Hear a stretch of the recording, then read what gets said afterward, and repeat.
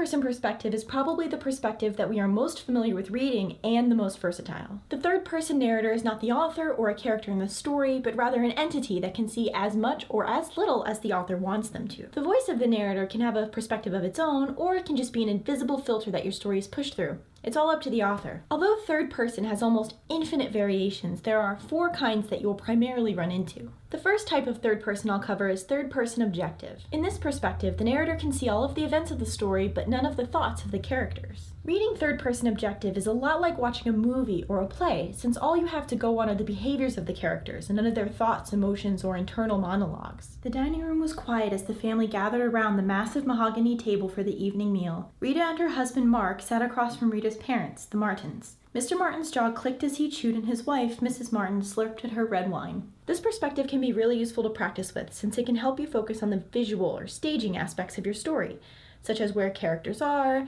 what their behaviors look like, how they look, and so on. However, this perspective is not as good as developing a relationship with the characters in the story, as we don't get to see any of their internal motivations or concerns. The second type of third person I'll cover is third person omniscient. In third person omniscient, the narrator can see all aspects of the story, all of the events, the characters' thoughts, actions, reactions, and so on. For example, the family sat at the table in silence, chewing their food methodically. To Rita, the quiet was a familiar, chilling holdover from her childhood. Her oblivious husband, Mark, was more interested in chasing down a stray pea that skittered across his plate than making conversation with his father-in-law, Mr. Martin. The old man's jaw clicked as he ate, the result of an old army injury that didn't annoy him as much as he thought it annoyed his wife. Mrs. Martin slurped her wine in a vain attempt to cover the sound of no one talking. The added thoughts introduce conflict, hiding under the surface of an otherwise banal interaction, adding tension.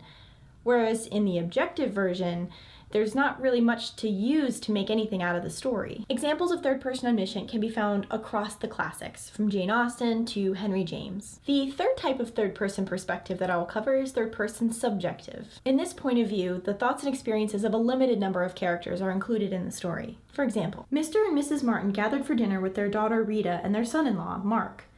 No one spoke, and the sound of Mr. Martin's jaw clicking while he chewed was like a clock ticking across the quiet dining room. Mrs. Martin loudly sipped her red wine to cover the sound of no one talking, unsure of how to fill the stretching silence. Mr. Martin tensed as she slurped, understanding it as a message for him to stop his infernal jaw clicking. Suddenly, with just a little more focus, this story becomes even more tense, honing in on the long-term marital strife of the older couple. This perspective allows access to the internal worlds of the character without the overwhelming information overload that third-person omniscient can have.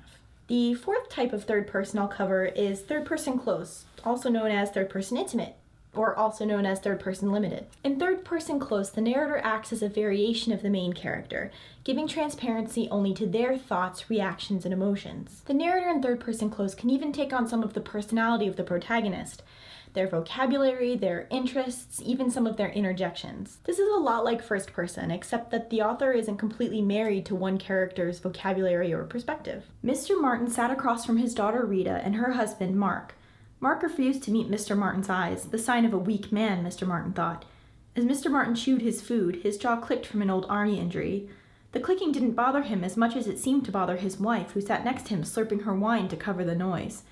He wished she would just tell him how she felt instead of trying to cover it up.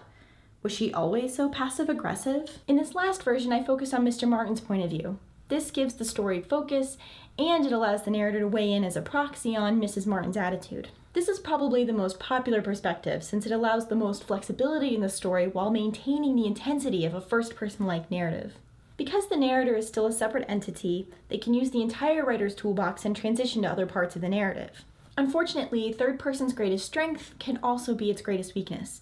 With other perspectives, it's a lot easier to tell where the boundaries of a story are. However, because in third person the narrator can go anywhere and do anything, it can be hard to pin down a specific voice, tone, or focus of the story.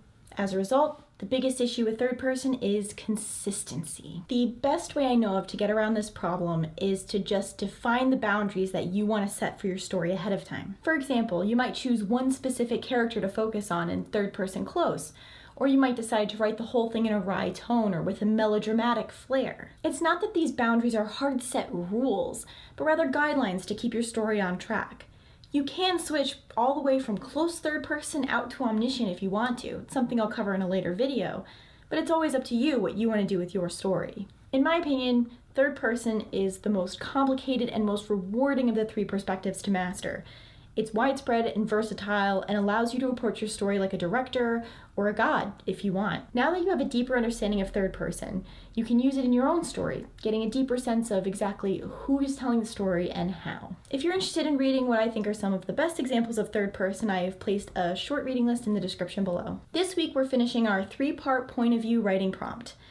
I want you to rewrite your trip to the mall one more time, this time in third-person perspective. Hopefully, rewriting your responses in 3 different perspectives has given you a greater handle on point of view and how you can use it in your stories. As usual, if you like what I do here, please like and subscribe. Otherwise, I'll see you next time, and remember, it doesn't have to be perfect, just about right.